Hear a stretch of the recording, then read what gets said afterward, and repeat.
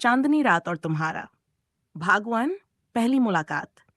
बनारस की तंग गलियों में, जहां हर मोड़ पर एक नई कहानी जन्म लेती है, वहीं एक किताबों की दुकान थी। अल्फाज। इस दुकान का मालिक था समीर, जो किताबों से जितना प्यार करता था, उतना ही प्यार उसे शब्दों से भी था। एक दिन बारिश की हल्की फुहारों के बीच एक लड़की दुकान में दाखिल हुई।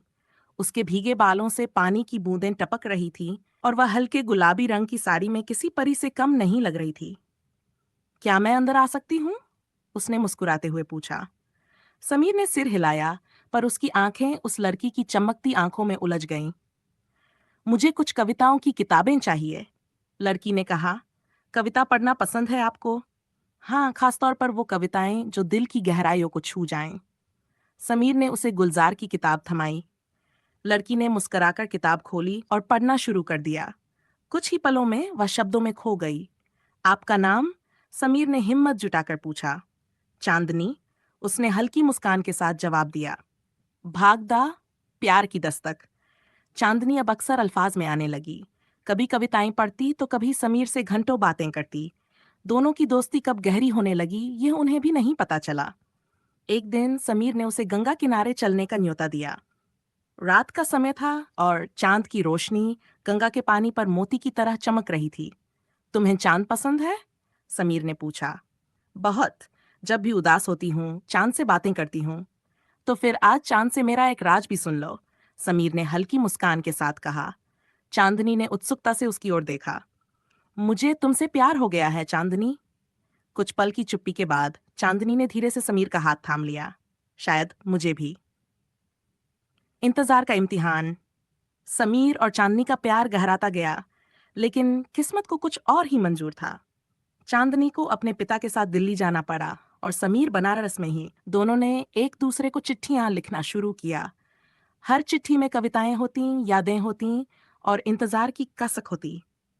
समय बीतता गया, लेकिन समीर का प्यार कम नहीं हुआ। वह हर रात गंगा किनारे बैठकर चांद की ओर देखता और चांदनी को महसूस करता।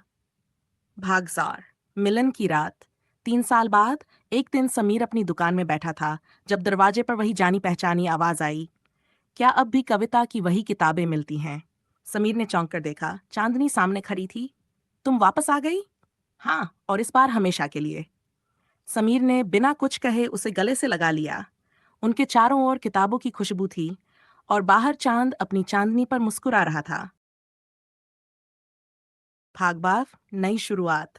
चांदनी के लौट आने के बाद समीर की दुनिया फिर से रंगों से भर गई।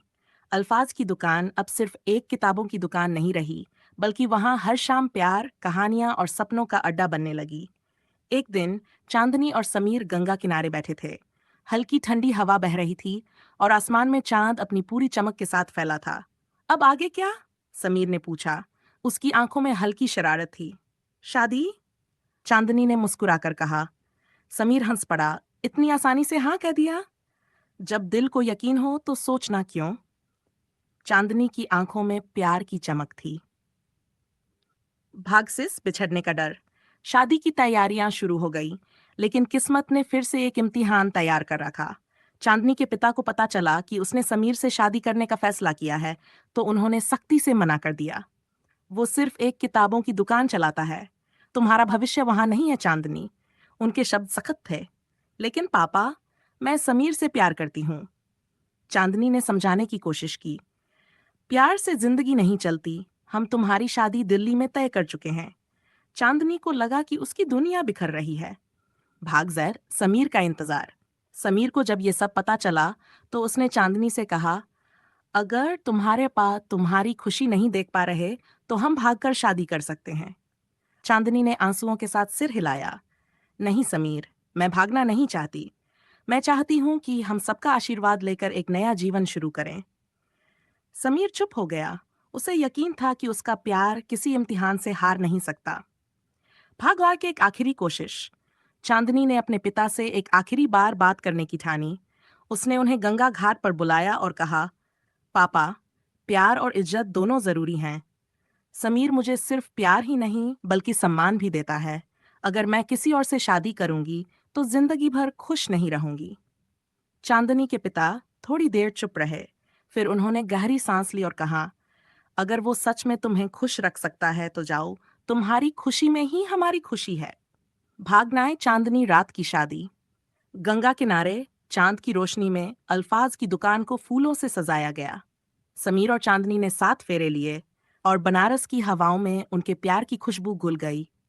शादी के बाद अल्फाज न सिर्फ किताबों की दुकान रहीं, बल्कि एक ऐसी जगह बन गई जहां लोग प्यार की कहानियां लिखते और पढ़ते थे। समीर और चांदनी ने साथ मिलकर वहां एक छोटा सा कैफे भी शुरू किया, जिसका नाम रखा चांदनी अल्फाज। और इस तरह बनारस की तंग गलियों में एक नई कहानी जन्म ले चुकी थी, जो हमेशा के लिए अमर हो गई।